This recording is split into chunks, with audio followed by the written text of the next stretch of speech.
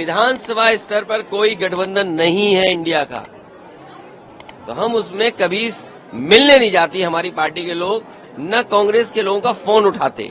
और इसका मतलब ये हुआ कि आप दूसरे दलों को बेवकूफ बना रहे हैं आप बैठा करके। और मुझे ये भरोसा होता कि कांग्रेस पार्टी के लोग धोखा देंगे, तो मैं उनकी बात पे भरोसा नहीं करता। मैं आपके माध्यम से कांग्रेस पार्टी को कहना चाहता हूं, अपने चिरकुट नेताओं से हमारी पार्टी के बारे में न बुलवाएं।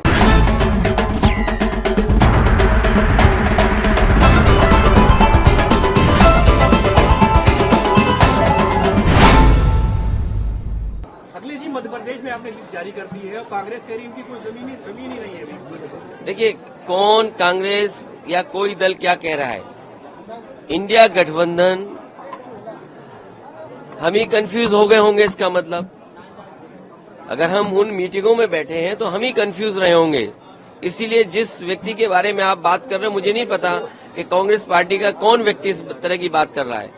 हमें तो ये लगा कि जब मध्य प्रदेश के मुख्यमंत्री जो रहे, पूर्व में कई बार मुख्यमंत्री रहे, वो रहे, उन्होंने मीटिंग बुलाई और पूछा समाजवादी पार्टी से।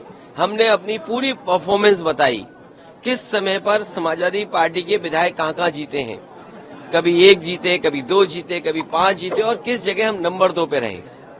पूरी चर्चा हुई और रात भर 1 बजे तक समाजवादी पार्टी के नेताओं को जगाया उन्होंने और बातचीत की, पूरे आंकड़े देखे और आश्वासन दिया कि हम 6 सीटों पर विचार करेंगे। लेकिन जब रिजल्ट आया, घोषित की गई सीटें, तो समाजवादी पार्टी शून्य रही।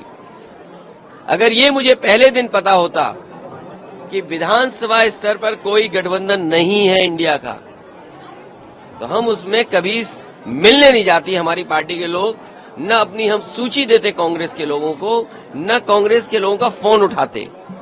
लेकिन अगर उन्होंने ये बात कही है कि गठबंधन नहीं है, तो हम स्वीकार करते हैं गठबंधन नहीं है।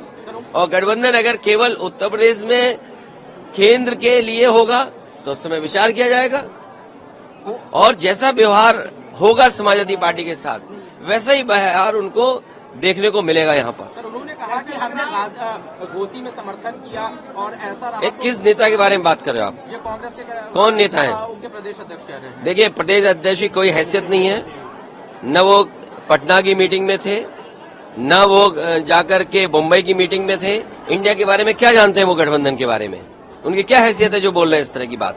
इजराइल और गाजा के उनसे पूछिए, रात को 1 बजे तक क्यों उनके मुख्यमंत्री कमलनाथ जी ने बैठाया, क्यों उनके पूर्व मुख्यमंत्री दिग्विजय सिंह जी ने बैठाया? वो क्या उनके मुख्यमंत्री नहीं है क्या उनके प्रदेश के? अगर वो मुख्यमंत्री नहीं थे तो इस तरह की भाषा नहीं बोलनी चाहिए उनको। और इसका मतलब ये हुआ कि आप दूसरे दलों को बेवकूफ बना रहे हैं आप बैठा करके। क्या ये बीजेपी से मिले हुए लोग हैं, ये कांग्रेस के लोग बीजेपी से मिले हुए लोग हैं।